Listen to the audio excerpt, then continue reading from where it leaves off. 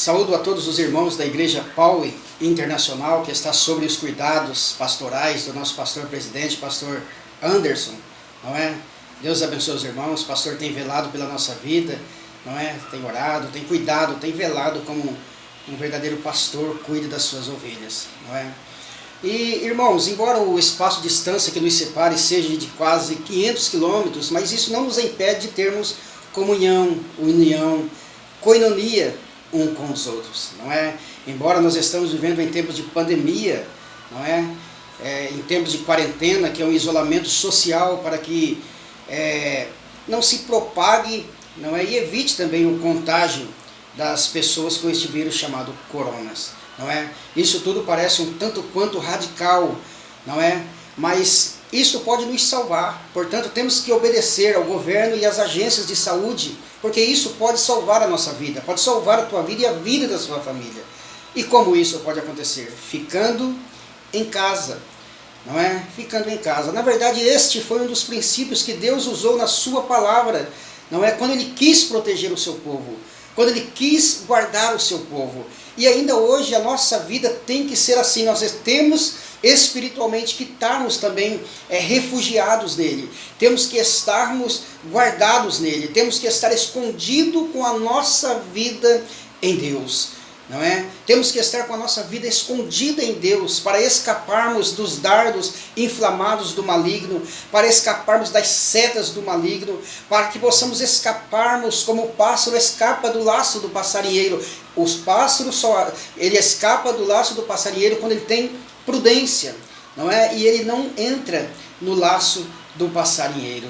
E dessa forma também temos que agirmos nós. Porque Deus, em toda a sua palavra, nós vemos Deus protegendo o seu povo, mas todas as proteções, ou toda a salvação que Deus impôs para o seu povo, estava condicionada a uma atitude de fé e obediência para com a sua palavra.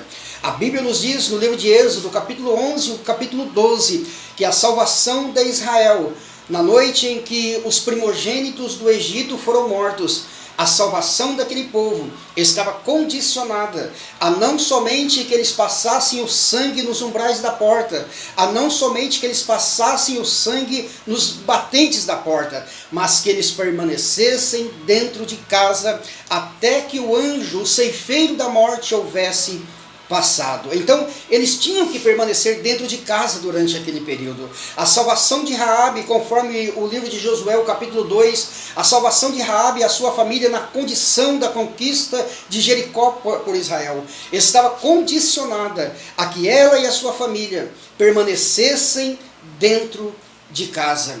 A Bíblia nos diz em Deuteronômio, no capítulo 19, a partir do verso 4, que a salvação daquela pessoa que houvesse cometido um crime culposo, um crime por acidente, sem a intenção de matar, aquela pessoa então, para que não fosse morto pelo vingador do sangue, pelo irmão da vítima, ele poderia então ir para a cidade refúgio e permanecer dentro da cidade refúgio até que ele provasse a sua inocência. Mas se o vingador do sangue encontrasse aquele homem fora dos limites da cidade do seu refúgio e o matasse, ele também não seria culpado. E tudo isto tem uma aplicação espiritual para a vida do ser humano, para a vida do homem, porque a salvação de Deus para a humanidade também está condicionada a que o homem esteja no centro da vontade de Deus, esteja com a vida protegida em Deus. A condição da salvação, da condenação eterna do ser humano está condicionada a que o homem esteja com a vida protegida pelo sangue de Jesus em Deus. A palavra de Deus para a nossa vida ainda hoje é a mesma que Deus disse para Ló quando saía de Sodoma e Gomorra: escapa-te por tua vida.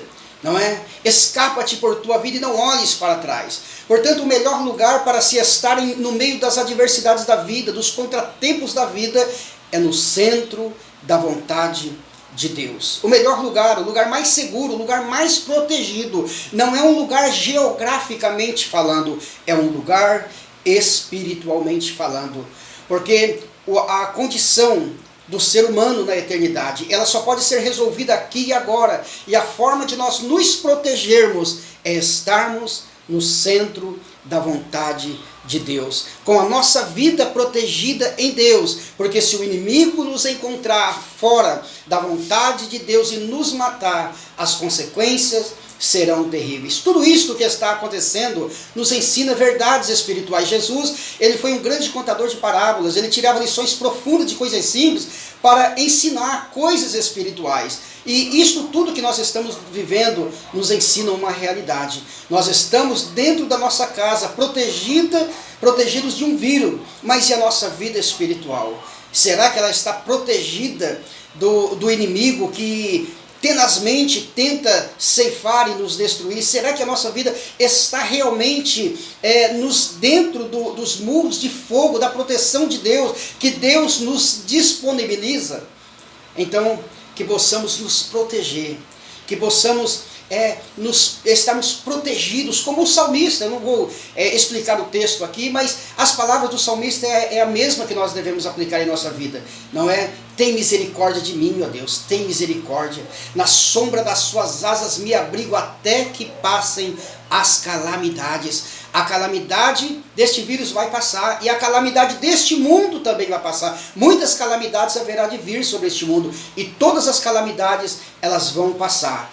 E tudo vai se acabar. Nós iremos para um lugar onde não haverá choro, não haverá tristezas e não haverá dor. Portanto, que possamos nos proteger e estarmos com a nossa vida escondida em Deus. Que Deus abençoe os irmãos, não é uma palavra de improviso, mas é uma palavra que nos desperta para a realidade de Deus para a nossa vida, que a nossa vida esteja escondida com Cristo em Deus. Amém? Deus abençoe os irmãos.